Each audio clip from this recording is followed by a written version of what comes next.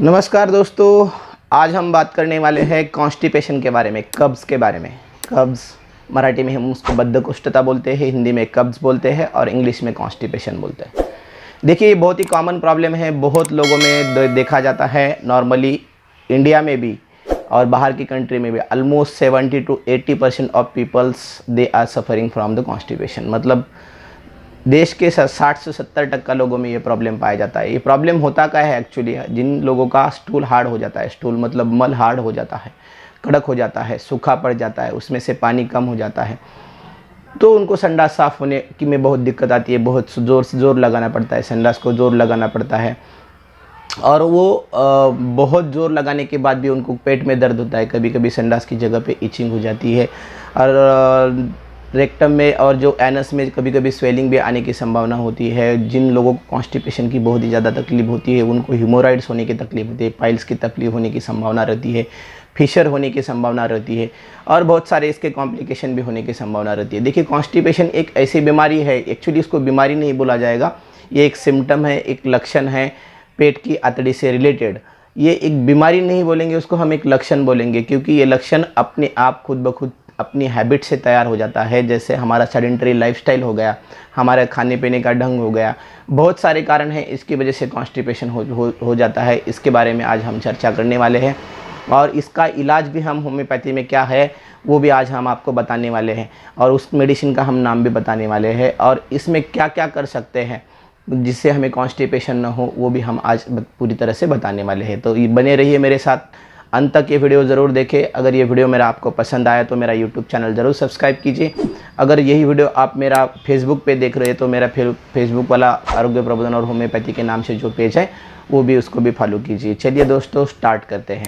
देखिए दोस्तों, कॉन्स्टिपेशन एक ऐसी बीमारी है जिसमें हार्ड स्टूल हो जाता है, संडास आने जैसा लगता है आदमी को, लेकिन वो पूरी तरह से साफ़ नहीं होता है। बॉवेल मूवमेंट एकदम कम हो जाती है, जिन इंटेस्टाइन की जो आंतड़ी की मूवमेंट है वो कम हो जाती है। आंतड़ी की मूवमेंट कम होने की वजह से और उसका जो मोशन है पूरी तरह से साफ़ नहीं हो जाता है। जब हम खाते हैं तो वो स्मॉल इंटेस्टाइन में फर्स्ट ऑफ ऑल जाता है, वहाँ पे हज़म हो जाता है। हज़म होने के बाद वो लार्ज इंटेस्टाइन में आता है, लेकिन जो ये इंटेस्टाइन होते हैं, लार्ज इंटेस्टाइन, सारा पानी एब्जॉर्ब कर लेते हैं, वहाँ पे ज़्यादा से ज़्यादा पानी एब्जॉर्ब कर लेते हैं और पानी ज़्यादा से ज़्यादा एब्जॉर्ब करने की वजह से ये संडास सूखा पड़ जाता है और सूखा पड़ने की वजह से संडास कड़क होता है या उसकी गुठड़ी या छोटे छोटे पत्थर जैसा एकदम कड़क बन जाता है और किसी किसी को 2 दिन संडास नहीं होती, किसी किसी को 3 दिन नहीं होती, किसी को अल्टरनेट डे होती, किसी को होती है लेकिन बहुत ज़ोर लगाना पड़ता है और ज़ोर लगाने की वजह से बाकी के कॉम्प्लिकेशन आने की भी बहुत संभावना होती है। उसके कॉजेज़ क्या है दोस्तों, देखो हम शॉर्ट में देखते हैं कॉन्स्टिपेशन क्या है एक्चुअली, उसके कॉजेज़ क्या है, क्यों ऐसा होता है आदमी को कॉन्स्टिपेशन, हर एक आदमी को कब्ज़ क्यों होता है, कब्ज़ इतनी परेशानी क्यों देता है, कब्ज़ क्या कारण है, कब्ज़ का एग्जैक्ट कारण क्या है। सिर्फ सबसे सिंपल सबसे बड़ा कारण यही है दोस्तों, हमारे खाने में जो है फाइबर कम हो जाते हैं। खाने में फाइबर युक्त जो डाइट होता है वो बहुत कम हो जाता है। फाइबर युक्त डाइट अगर आप कम खाते हो, शरीर में आपके अगर फाइबर कम हो जाता है तो जो चिकनाहट होती है आंतड़ी के अंदर की चिकनाहट वो कम हो जाती है और आंतड़ी के अंदर की चिकनाहट कम हो जाती है तो पानी भी कम हो जाता है, पानी ज़्यादा एब्जॉर्ब करने लगता है, आंतड़ी ज़्यादा पानी एब्जॉर्ब करने लगती है और मल सूखा पड़ जाता है। सूखा पड़ने की वजह से कॉन्स्टिपेशन हो जाता है, एक कारण हो गया दोस्तों। दूसरी बात है इनएडिक्वेट ड्रिंकिंग ऑफ वाटर। इनएडिक्वेट मतलब पानी हम कम पीते हैं तो भी कॉन्स्टिपेशन होने की बहुत संभावना होती है या कब्ज़ होने की बहुत संभावना होती है। हम देखते हैं खाना खा लेते हैं तो तुरंत थोड़ा सा पानी पी लेते हैं, बाद में कभी कभी ऐसा होता है कि हमारा दिन में काम कंटिन्यू चालू रहता है तो उस वक्त हमें टाइम भी नहीं मिल पाता है पानी पीने के लिए, इसीलिए हम इनएडिक्वेट पानी वाटर इनटेक लेते हैं। पानी अगर हम कम पीते तो उसकी वजह से भी कब्ज़ होने की संभावना और कॉन्स्टिपेशन होने की संभावना बहुत ज़्यादा होती है। देखिए दोस्तों, आजकल एक्सरसाइज के लिए हम लोगों को टाइम नहीं मिल पा रहा है। एक्सरसाइज यही सबसे बड़ा कारण हो सकता है कि एक्सरसाइज हमारा शरीर का कोई हालचाल नहीं होती है, हालचाल बहुत ही कम हो जाती है। जैसे बैठे अब बिजनेसमैन लोग हैं, जैसे दिन भर बैठे रहते हैं, 12-12 घंटा 14-14 घंटा एक जगह पे बैठे रहते हैं, उन लोगों को ये संभावना हो जाती है। जो ऑफिस वाले लोग हैं जो 12-12 घंटे बैठ के काम करते हैं, उन लोगों की एक्सरसाइज, शरीर की मूवमेंट बहुत काफ़ी कम हो जाती है। उन लोगों को कॉन्स्टिपेशन की शिकायत और कब्ज़ की शिकायत बहुत ही ज़्यादा हो जाती है। ऐसे भी कुछ लोग हैं जिनको ट्रैवलिंग करना पड़ता है, बहुत दूर दूर तक जाना पड़ता है, तो ऐसे लोगों में भी कब्ज़ की संभावना बहुत ज़्यादा हो जाती है। और एक इम्पॉर्टेंट चीज़ है दोस्तों, स्ट्रेस मतलब मेंटल स्ट्रेस। अगर मेंटल स्ट्रेस आपको है तो मेंटल स्ट्रेस की वजह से भी कॉन्स्टिपेशन होने की संभावना बहुत ज़्यादा हो जाती है दोस्तों। देखिए, कोई लोग मेंटल स्ट्रेस की वजह से नींद नहीं ले पाते, प्रॉपर खाना नहीं खा पाते, और उनका जो हैबिट है खाने पीने का हैबिट्स वो सारा चेंज हो जाता है स्ट्रेस की वजह से, मेंटल स्ट्रेस की वजह से। उसका अल्टीमेटली इफेक्ट इंटेस्टाइन पे पड़ता है, और इंटेस्टाइन की वजह वो उसी की वजह से उनको कॉन्स्टिपेशन या कब्ज़ होने की संभावना बहुत ज़्यादा हो जाती है। ये कब्ज़ ऐसी बीमारी है, हर एक को कभी ना कभी ज़िंदगी में हो ही जाती है। इसका रामबाण इलाज क्या है? तो ये सारे जो कारण है दोस्तों, ये कारण हमको ट्रीट करने पड़ते हैं। सबसे इम्पोर्टेंट है हमारी बॉवेल मूवमेंट हमें बढ़ानी पड़ती है। बॉवेल मूवमेंट हम कैसे बढ़ा सकते हैं वो भी, उसके बारे में भी हम चर्चा करने वाले। दूसरा एक है ड्रग इंड्यूस। अगर कोई भी देखे हम थोड़ा भी कुछ एसिडिटी होता है, सर दर्द करने लगा है, पेट में जलन हो रहा है और पेट में उल्टी जैसा लग रहा है, ऐसा या कुछ भी उनको लगता है छाती में ऐसा जलन टाइप हो रहा है, तो तुरंत जाके टैबलेट खा लेते हैं, और ऐसी टैबलेट की उनको हैबिट लग जाती है। ड्रग एब्यूज़ हम जिसको बोलते हैं, बहुत सारे एसिडिटी के लिए मेडिसिन खाते हैं, उन लोगों में भी ये कॉन्स्टिपेशन की संभावना बहुत ज़्यादा हो जाती है, क्योंकि एसिड सिक्रेशन बहुत कम हो जाता है। एसिड सिक्रेशन कम होने की वजह से डाइजेस्टिव जो एंजाइम है पेट में जाने वाले वो कम हो जाते हैं। देखिए दोस्तों, और एक सबसे बड़ा कारण होता है जब हम खाना खाते तो बहुत फास्ट खाना खा लेते हैं, 5-10 मिनट में हमारा खाना ख़त्म कर देते हैं। लेकिन क्या है दोस्तों, जब हम खाना खाते हैं और चबा के खाना खाते हैं, बहुत अच्छे से चबा के खाना खाते हैं, तो हमारे मुँह में जो सलाइवा है वो सलाइवा खाना खाने के साथ जाता है, और खाने में उस सलाइवा में बहुत सारे एंजाइम होते हैं, बहुत सारे न्यूट्रिशन होते हैं जो खाना हमारे पेट में जाता है उसको हजम करने में मदद करते हैं। लेकिन हम अगर फास्ट खाना खाते तो वही पेट में खाना अधूरा पूरी तरह से चबाया हुआ खाना नहीं जाता है, और उसकी वजह से भी हमें कॉन्स्टिपेशन की संभावना बहुत ज़्यादा हो जाती है। और एक हैबिट है हमारी, हम बहुत लेट खाना खाते हैं रात में अगर 12-10 बजे हम ऑफिस से आते तो 11, साढ़े 11, 12 बजे खाना खाते हैं और तुरंत खाना खा के सो जाते हैं। दोस्तों ये भी बहुत बड़ी गलत है कि हम लेट आए और लेट खाना खाएं, क्योंकि लेट खाने से भी क्या होता है, हमारे रात में इंटेस्टाइन की मूवमेंट रात में बहुत कम हो जाती है, और इंटेस्टाइन की मूवमेंट रात में सोने के बाद कम होने की वजह से हम जो रात में लेट खाना खाते तो वो सुबह पास नहीं होता है, और उसकी वजह से भी हमें कब्ज़ की शिकायत और कॉन्स्टिपेशन की शिकायत होती है। ये सबसे बड़ा कारण है दोस्तों। बहुत बार ऐसा होता है कि हम टाइम पे खाना नहीं खाते हैं, इसीलिए हमें कब्ज़ की शिकायत होती है। इसके लिए क्या क्या कर सकते हैं हम, नेचुरली क्या कर सकते हैं?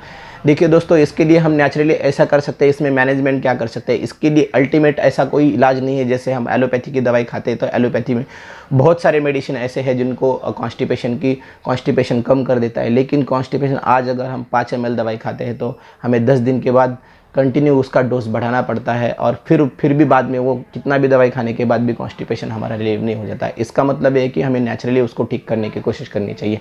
नेचुरली उसको कैसे ठीक करना चाहिए, ये मैं सारी चीज़ें आपको बताने वाला हूँ। देखिए दोस्तों, सबसे इंपॉर्टेंट है आपको फाइबर डाइट लेना चाहिए।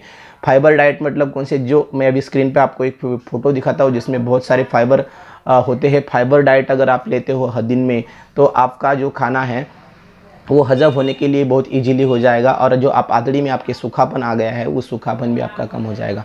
फाइबर डाइट में आता है केली खा सकते हैं आप, बहुत सारे फ्रूट्स खा सकते हैं। सारे फ्रूट्स में फाइबर बहुत ज़्यादा रहते हैं। सारे फ्रूट्स के नाम ले लेता हूँ मैं, जो अब एप्पल हो, अंजीर हो, जो भी फ्रूट्स हो, लेकिन सबसे ज़्यादा ककड़ी और गाजर में बहुत ही ज़्यादा फाइबर्स रहते हैं दोस्तों। और जो छोटा वाला केली रहता है, छोटा जिसको हम छोटा केली बोलते हैं, वो केली में बहुत हाई फाइबर रहते हैं। वो अगर आप डेली रूटीन में खाने में आते हैं, आपके फाइबर युक्त डाइट आप अगर लेते हो तो ये आपकी हैबिट जो है धीरे धीरे कम होने लगेगी। देखिए दोस्तों, आपका खाने का ढंग जो है, टाइम है, वो टाइम आप फिक्स कर लीजिए, क्योंकि क्या होता है हम सुबह का खाना दोपहर में 2 बजे 3 बजे खाते हैं तो फिर वो हज़म नहीं हो पाएगा, और रात का खाना अगर 1:30-2 बजे खाते हो तो फिर भी वो हज़म नहीं हो पाएगा। फिर आपको कब्ज़ की शिकायत कोई भी दवाई ले चाहे आप ठीक नहीं कर पाओगे। इसीलिए आपको आदत डालिए कि सुबह का खाना जल्दी हो जाए, 10 से पहले हो जाए, और शाम का खाना 7 बजे से पहले हो जाए, ताकि सोने से पहले, एटलीस्ट सोने से पहले हमने 2 घंटे पहले खाना खाना चाहिए। हम क्या करते हैं, खाना खाते हैं और तुरंत सो जाते हैं, इसीलिए आंतड़ी की मूवमेंट नहीं हो पाती है, शरीर की भी मूवमेंट नहीं हो पाती है, और वो कब्ज़ बना रहता है पेट में, और वही आदत बॉडी को लग जाती है, और बॉडी वही सिस्टम में बैठ जाती है, उसी तरह बॉडी उसको अडाप्ट कर लेती है, और कब्ज़ की शिकायत दिन ब दिन बढ़ते जाती है। खाने का टाइम पहले तो इम्पोर्टेंट टाइम फिक्स कीजिए, फाइबर युक्त डाइट खाइए। फाइबर युक्त जितना डाइट खाएंगे वो भी बहुत अच्छा है। देखो प्रेगनेंसी में भी ऐसे कॉन्स्टिपेशन की शिकायत आ सकती है, तो प्रेगनेंसी में भी हाई फाइबर डाइट देना भी बहुत ज़रूरी है। प्रेगनेंसी में तो एक नेचुरल प्रोसेस होता है, क्योंकि उनका जो स्टमक है वो बड़ा हो जाता है। स्टमक बड़ा होने की वजह से जो एनस और जो इंटेस्टाइन है उसमें प्रेशर आ जाता है। प्रेशर की वजह से शायद इतना मूवमेंट उसका इंटेस्टाइनल मूवमेंट नहीं हो पाता है, इसीलिए उनको कॉन्स्टिपेशन की दिक्कत आ सकती है। देखिए दोस्तों, और भी बहुत सारे कारण हैं। एक्सरसाइज आप कीजिए, योगा कीजिए, मेडिटेशन कीजिए। योगा में भी बहुत अच्छे योगा भस्त्रिका है और बहुत सारे योगा है जिनमें कॉन्स्टिपेशन कम किए जा सकते हैं। कोशिश कीजिए कि नेचुरली एक्सरसाइज से, नेचुरली खाने से और फाइबर युक्त डाइट अगर आप खाते हो तो बहुत ही अच्छा इसका रिजल्ट मिलता है। आप घी भी खाने में रखिए, घी भी बहुत अच्छा होता है। 1 चम्मच घी सुबह में, 1 चम्मच दोपहर में, 1 चम्मच शाम में, ऐसा अगर घी खाने के साथ भी अगर खाते हैं तो जो चिकनाहट आपके इंटेस्टाइन का, आंतड़ी का अंदर से कम हुआ है, वो चिकनाहट आ जाएगा और धीरे धीरे आपको संडास मोशन साफ होने लगेगा। और दोस्तों ये भी होता है कि जो ड्रग इंड्यूस लोग हैं, ड्रग इंड्यूस मतलब जो एसिडिटी के लिए बहुत लोग टैबलेट्स खाते हैं, गोलियां खाते हैं, रोज़ खाते हैं, उनको एसिडिटी बहुत ज़्यादा हो जाती है, पित्त का शिकायत बहुत ज़्यादा हो जाता है। तो ऐसे लोगों में कॉन्स्टिपेशन की शिकायत बहुत ही ज़्यादा हो जाती है। उनको टैबलेट छोड़ने के बाद फिर से कॉन्स्टिपेशन बहुत ज़्यादा होने लगता है। तो उनको मैं यही सलाह देता हूँ कि टैबलेट आप बंद कर दीजिए, नेचुरली खाने में थोड़ा सा चेंज कीजिए, टाइमिंग आपका चेंज कीजिए, अच्छे से नींद लीजिए, 7-8 घंटा नींद लीजिए और 2 टाइम का खाना, 3 टाइम का खाना प्रॉपर वे से टाइम पे खाइए। खाने में और सोने में एटलीस्ट 2 घंटे का अंतर रखिए। अगर शाम का खाना आप 7 बजे खाते हो तो आप 9 बजे सोना है, 9 बजे खाते हो तो 11 बजे सोना है। इसका मतलब ये है कि खाने के बाद तुरंत सोना नहीं है। और फल फ्रूट ज़्यादा आपके आहार में ले लीजिए, ज़्यादा से ज़्यादा हरी सब्जियाँ ज़्यादा से ज़्यादा खाइए। और जो भी पदार्थ, ऐसे पदार्थ जो भी पदार्थ मतलब रेडीमेड बनते हैं, रेडीमेड वाले जो भी पैकेज्ड फूड है, पैकेज फूड वो बिल्कुल उसको अवॉइड कर दीजिए। पैकेज फूड में क्या होता है दोस्तों, बहुत ही मैदे वाले पदार्थ होते हैं, बहुत ही उसमें इंट्रीगेंट डाले जाते हैं, बहुत ही तेलयुक्त पदार्थ होते हैं, उनमें कॉन्स्टिपेशन होने की बहुत ज़्यादा संभावना हो जाती है। और नॉनवेज का फूड मैं बोलता हूँ उसमें प्रोटीन हाई रहता है, लेकिन नॉनवेज नॉर्मली दोस्तों देखो मॉर्निंग के टाइम पे खाना चाहिए, रात को नॉनवेज नहीं खाना चाहिए।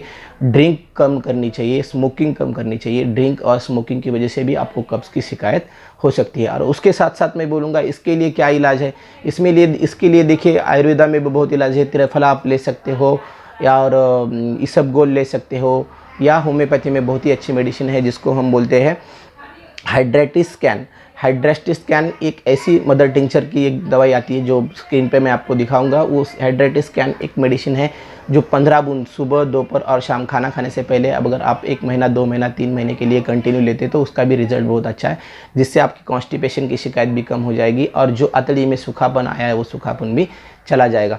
देखिए दोस्तों, ये मेडिसिन जो मैं बोल रहा हूँ इसके साथ और बहुत सारी मेडिसिन होम्योपैथी की है जिसमें कॉन्स्टिपेशन के लिए काम करती है, जैसे सीना है, सल्फर है, नक्सोमिका है और बहुत सारी मेडिसिन है जो कॉन्स्टिपेशन के लिए काम करती है। लेकिन मैं यही आपको सलाह दूंगा कि आपके होम्योपैथिक डॉक्टर के पास आप दिखाइए और उनको बताइए कि नेचुरल तरीके से हम होम्योपैथिक मेडिसिन से हमारा कॉन्स्टिपेशन कैसे कम किया जा सकता है। ये सारी सावधानी बरत के, जैसे मैंने बोला है कि फाइबर डाइट, एक्सरसाइज और खाने पीने का ढंग, ये सारी अगर आप लाइफस्टाइल थोड़ा सा चेंज कर देते हैं और इसके साथ ये होम्योपैथी मेडिसिन आप लेते हो तो 100% आपको रिजल्ट मिलने की बहुत संभावना हो जाती है दोस्तों।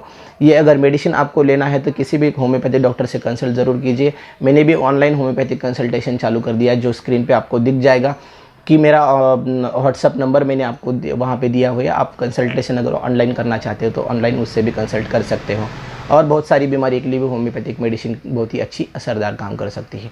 देखिए दोस्तों, कब्ज़ के लिए कोई अल्टीमेट 100% श्योर दवाई आज खाएंगे और कल ठीक हो गया, ऐसा कोई होता नहीं है। आपकी लाइफस्टाइल में आपको चेंज करना पड़ेगा, उसके साथ साथ होम्योपैथिक मेडिसिन भी बहुत अच्छे से काम करेगी।